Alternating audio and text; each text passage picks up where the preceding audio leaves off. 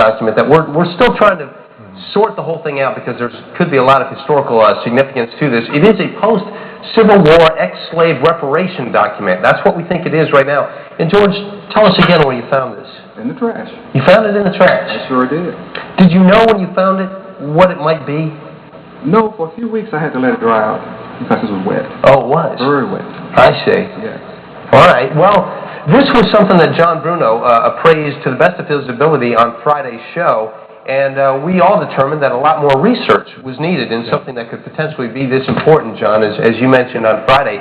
And joining us now via the telephone is Elvin Montgomery. He is a Ph.D. from Columbia. He's a specialist dealer in African-American history materials, and I've had the pleasure of meeting Elvin in my past travels. Elvin, are you with us, sir? Yes, I am. How are you doing, Guy? Good. It is a pleasure talking to you again. Life is treating you well, I hope.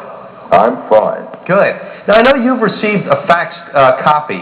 Does this item really have any historical significance from that faxed copy? Very definitely. It has a lot of historical significance. It indicates, first of all, that there was quite an organized effort to get compensation for ex-slaves. Secondly, it shows that the effort was indeed on the local level and was widespread. This particular document refers to the issuing of what is in fact a charter for a local chapter, if you will, of what was a larger organization. And this was a rural area, and therefore it shows that even in rural areas, there was an effort to organize some kind of compensatory effort for ex-slaves. So the chances, it sounds like, are pretty good, Dr. Montgomery, that this does have some historical significance. Is that correct? Well, there is no question of the historical significance.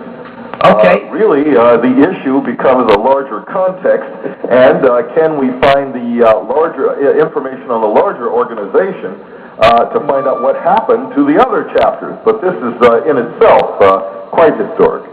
Well, I know that this has piqued your interest, and as you're saying, even more research is due, so I'm personally inviting you to come down to the show tomorrow to help us authenticate this, if you'd be so kind, sir. I'm going to take you up on that. All right. Well, then we will see you tomorrow. It's a very important subject.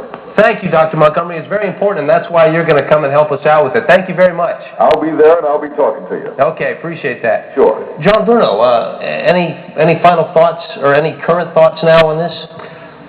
Basically, it's wonderful to be able to open up this sort of education to the public. But you have to be entertaining, and of course, but more important, we're out there to inform, and it's happening. This is taking a piece of our cultural history and bringing it into this century as we're about to go into the next century. It's really very significant that way. George, you might be doing us all a big favor by having this here and educating us a lot. Will you come by tomorrow as well as we try and solve this? You will? Yes, I will. All right. If it turns out to be what we think it might be, what are you going to do with this thing? Right now, I don't know. Yeah, I don't know. Yeah, I really don't. It could be huge. George, thank you. We'll see you again tomorrow. Okay. All right. Thank you very much. So the mystery is starting to fill in the blanks, but we're not done yet. So Dr. Montgomery will be here tomorrow to finally put his hands on this thing and take a look at it, and we should be able to solve it for you then. All right. Coming up, the Wild West has come to Gavelman.